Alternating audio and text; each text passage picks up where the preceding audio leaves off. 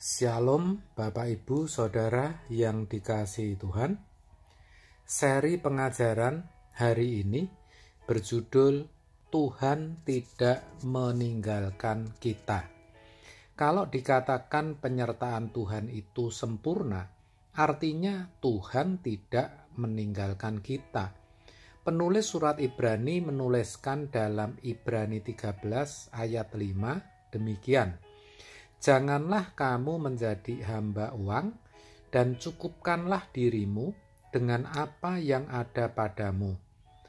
Karena Allah telah berfirman, Aku sekali-kali tidak akan membiarkan engkau dan aku sekali-kali tidak akan meninggalkan engkau.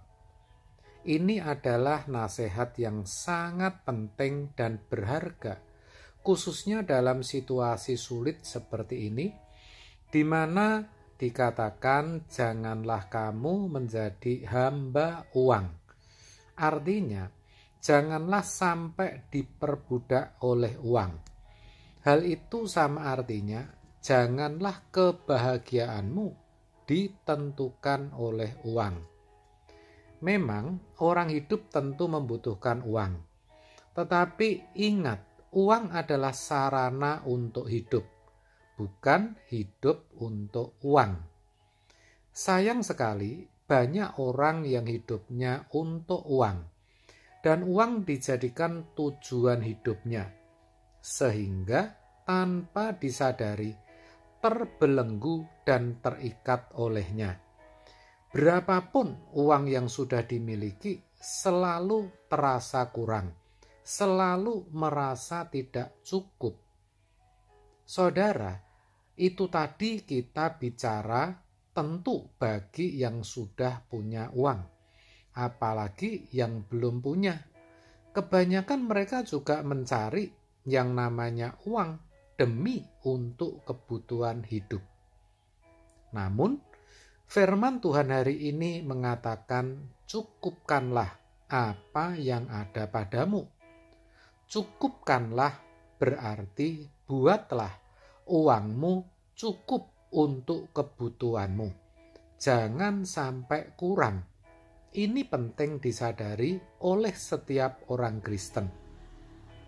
Pertanyaan yang bisa muncul, bagaimana cara mencukupkan uang yang ada pada kita?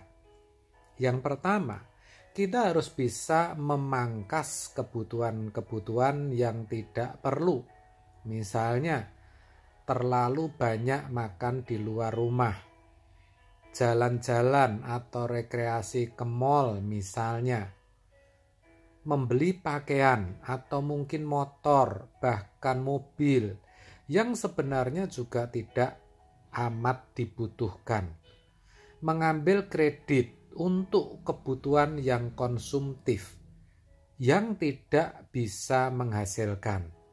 Semua itu hanya akan menambah pengeluaran dan tidak akan pernah mencukupkan kita.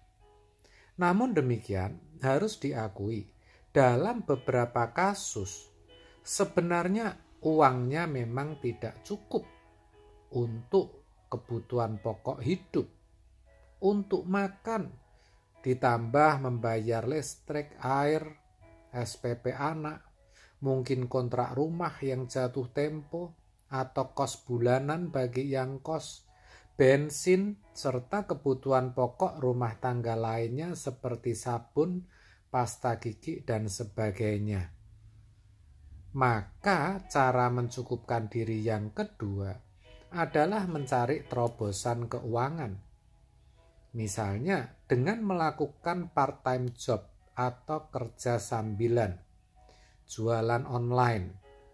Bisa berupa masakan, tentu yang bisa memasak, atau minuman kesehatan seperti susu kedelai, susu almond, jus buah, bagi yang bisa membuat tentunya, atau bisa juga jadi reseller.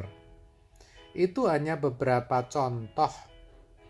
Saudara, semua itu bisa dipelajari kok, asalkan ada kemauan Dan semua itu bisa dijadikan sarana untuk memenuhi kebutuhan kita, untuk mencukupkan diri.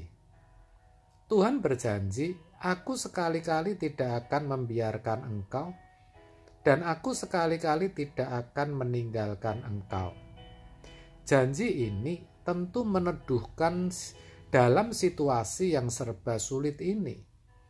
Tetapi harus diingat, janji ini tidak terjadi secara otomatis, karena dalam ayat tadi dikatakan kita harus terlebih dahulu mencukupkan diri.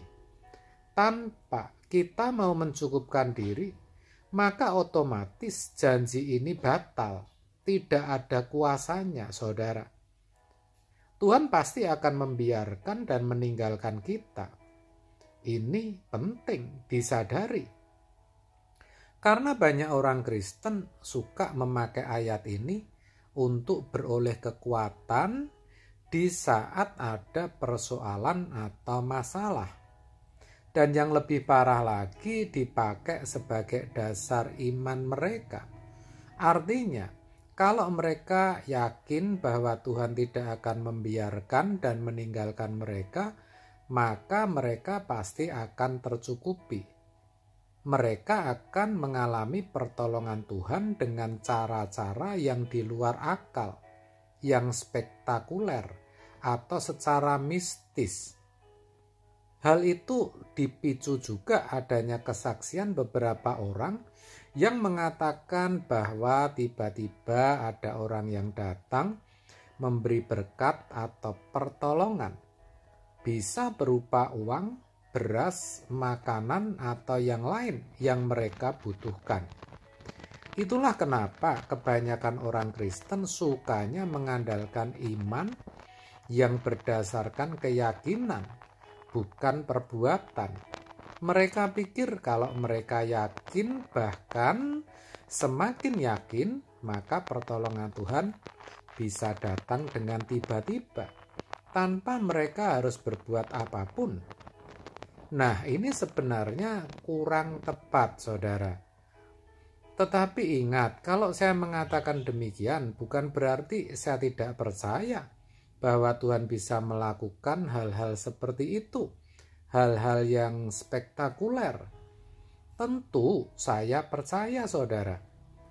Dalam konteks yang kita bicarakan tadi, jelas hanya mereka yang berbuat, yaitu yang mau mencukupkan diri, yang akan mendapat dan mengalami pertolongan serta kebaikan Tuhan.